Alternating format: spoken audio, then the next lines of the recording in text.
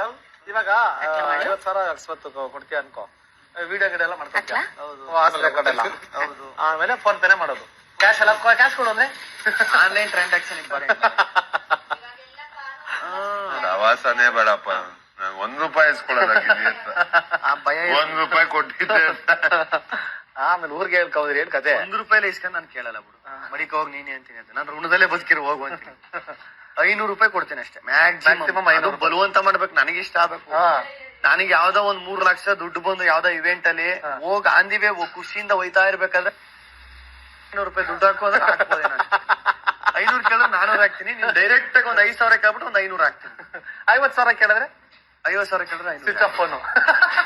ಒಂದ್ 5 ನಿಮಿಷ ಟ್ರಾಫಿಕ್ ಅಲ್ಲಿ ಇದ್ದೀನಿ, ಮಾಡ್ತೀನಿ ಹೇಳ್ತೀನಿ, ಬ್ಲಾಕ್ ಲಿಸ್ಟ್ ಕೆಸಿತೀನಿ ನಿಮಿಷ ಮಾಡಿದ್ರೆ. ಒಂದ್ 5 ದಿನ ಆದ್ಮೇಲೆ ಓಪನ್ ಮಾಡ್ತೀನಿ. ಅಷ್ಟೊತ್ತು ಯಾರನ್ನ ಅಡ್ಜಸ್ಟ್ ಮಾಡಿರ್ತೀಯ. ಅವಾಗ್ಲೂ ಮಾಡಿರಲ್ಲ ಅಂದ್ರೆ ತಿರ್ಗಾ ಬ್ಲಾಕ್